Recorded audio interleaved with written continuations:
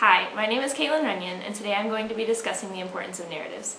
Philip Pullman once said, after nourishment, shelter, companionship, stories are things we need the most in the world. This resonates with me because I feel that through different stories and narratives, we are able to form who we really are as a person. Without this sort of exposure, we would not have the opinions, beliefs, or attitudes that we do.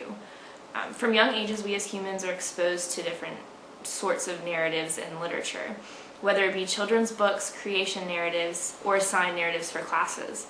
Most support the idea that Pullman is stating. However, we're only going to discuss two that discuss the specifics of the two Hebrew creation stories, Elohim and Yahweh. And through those stories, I'll be able to explain to you how without narratives we really wouldn't be anything.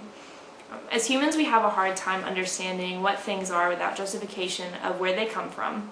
Some choose science, others choose the creation stories and live their lives honestly and happily because of God and His creations. Both creation stories are found in the Bible in Genesis. However, both depict different stories and different concepts. The first one we're going to discuss is the Elohim. This creation story really gives the specifics of how everything in the world came into fruition. This creation story explains to us how the earth and all of its wonders were created and what day they were created on, giving us the weekly calendar of 7 days. The creation story starts out by stating, in the beginning, the Elohim made the sky and the earth, but the earth was shapeless and everything was dark. The Elohim said, let there be light, and there was light that made day different from night, and that was the first day. And the entire creation story just goes on. Each day something new is created, whether it's water, whether it's land, whether it's animals. At the end of the passage, it states that on the seventh day, the Elohim, or God, rested. And you find that example in today's society. We use a 7-day calendar, but also a lot of people refer to the seventh day as the Sabbath day, or the day of rest. And they do that to honor Elohim and what he did in the Bible on the seventh day of the creation stories. So because of this, we have the understanding of where the earth came from, but we also understand why people do the things they do today. In Yahweh, a slightly different approach is taken. Before this narrative, we have the comfort of knowing where all of Earth's creations come from, leaving little room for question depending on who you are, based from Elohim. However, we still have the question, where does mankind come from? Yahweh gives the comfort of explaining where we come from and how we are the way we are. The narrative explains that Yahweh, or God, created man by breathing life into dust. And then he creates woman by taking one of man's ribs and turning it into a woman. And those characters become Adam and Eve. They live in the Garden of Eden. When they are disobeyed Yahweh's words, they were punished. The narrative states, to the woman Yahweh said, you will be cursed with great pain in giving birth to children, yet you will have the desire to reproduce, and your husband will rule you.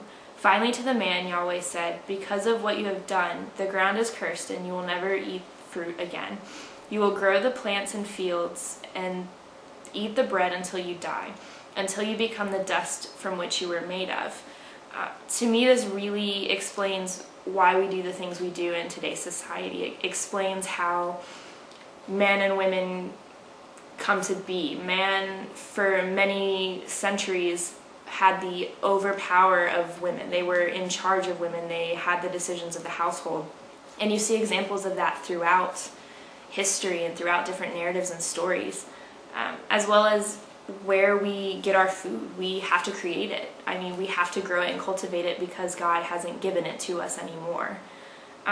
It also explains that the snake that told Adam and Eve to eat the fruit, that it's now going to slither on its belly and be cursed and have humans afraid of it for all of eternity, and that's pretty much what's happening now. This passage also says that Yahweh gives them clothes so that they would feel guilty if they were unclothed in front of the other sex, which a lot of people walk around with clothes, and we're given the concept that if we don't wear them, that we're going to be shamed, we're going to be sinners and looked down upon, and that's, people form their beliefs because of this. And from these two narratives alone, people have formed their beliefs, religion, and lifestyles just from two small stories, which to some people they don't consider them small at all. So really, when Pullman stated that after nourishment, shelter, and companionship, stories are the things that we need most in the world, without narratives or any narratives at all, especially these two, people would be nothing. They would not have what they have, they would not be who they are, or have an understanding of why the things are. And these two narratives are not the only ones people have formed their lives around. There are many creation stories as well as imaginative narratives that people use, but these are some of the most influential in my opinion. I hope you have enjoyed the discussion, and I hope you have a great day.